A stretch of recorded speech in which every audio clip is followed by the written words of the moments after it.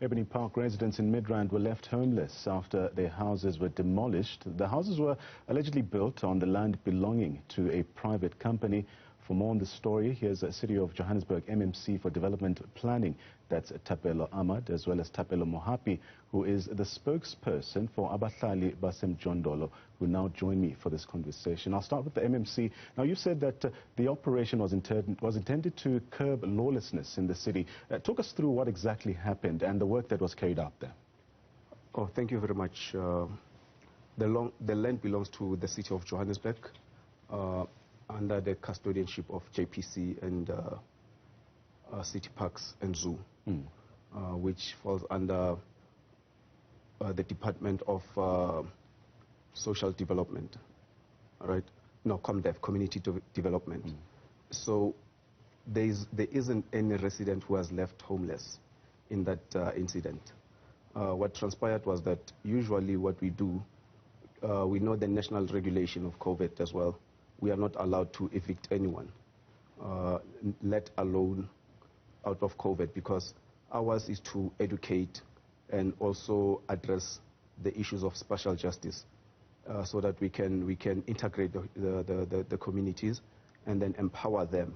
So we embarked on a campaign called Taking Development Planning to the People, which is my department. So through a unit called a Single Law Enforcement, we had issued about 11, in that particular area in particular, we've issued about 11 notices for settlements which are habitat. We haven't demolished those. The reason why we issue notices is to also reprimand, and we will also go, when we come for the second time, we issue rate penalties, right, and educate the people on what is it that they should do. And then the third time, it will be 6 times the normal amount of rates, right? And then we will go to the court, and then the court will issue a court order whether we need to evict or demolish. But we are not yet there, right? The structures which were demolished were not habitat.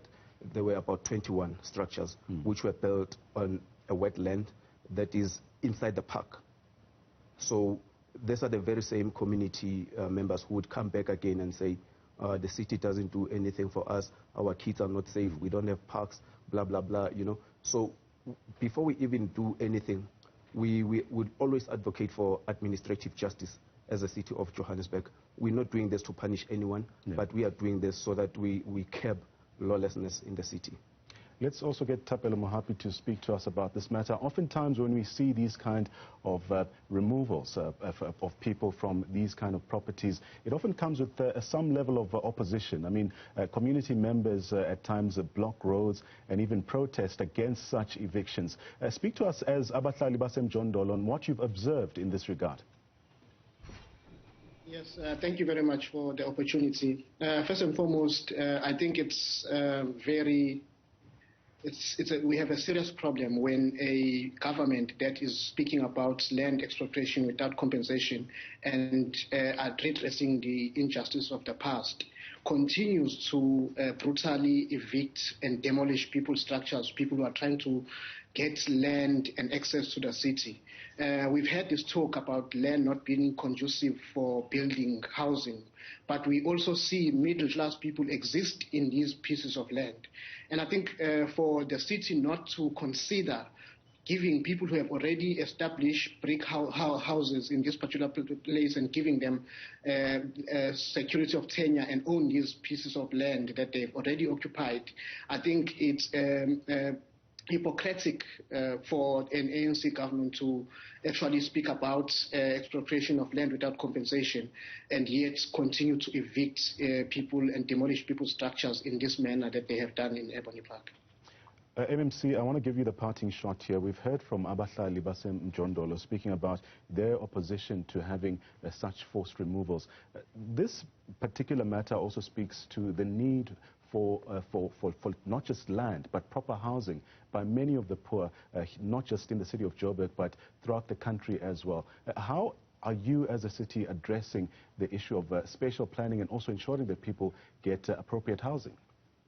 We've just approved a policy called Spatial Development Framework last week. in the city of Johannesburg, in the municipal council. And we also approved, there's a land in the south of Johannesburg, in the peripheries in particular, which is called, I'll tell you just now. And we have another land in the north of Johannesburg, which has also been approved, and it's a national program where we're also going to build an infrastructure which is a smart city precinct. It's a program that is channeled by the presidency, the office of the president. So there are measures in place that we are putting to curb this issue of land shortage, because we are not just going there to punish the people. Remember, we are an African world-class city, the city of Johannesburg. If you are taking people and you are inhabiting them in a park and on a wetland, there could be many other things that could go wrong. Children can drown in those wetlands, which are next to the streams. We know there are many incidents. So ours is that all those who were previously disadvantaged, we need to integrate and give them a mixed model which will be conducive for them to habit. So the mixed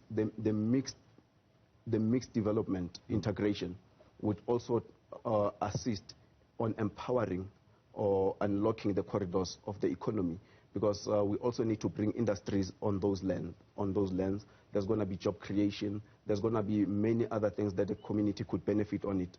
We can't just fold our arms and say no, because people are in a dire need. This mushrooming of informal settlements, it only started now, probably last year, particularly during COVID, because they knew that the government wouldn't evict. Yes, of course, we can evict people. In as much as some of those structures were built during COVID, we couldn't evict on the basis that they were habited by individuals. So the ones that we've demolished are the ones that are not habited. So much so that the community itself, they even attempted to mobilize against us. So we even withdrew the law enforcement officers, which is the JMPD. We withdrew from the operation, and then we left the scene. We fled the scene. MMC, unfortunately, we have to leave our conversation here. That's Thapelo Ahmad. He's the MMC for Development Planning.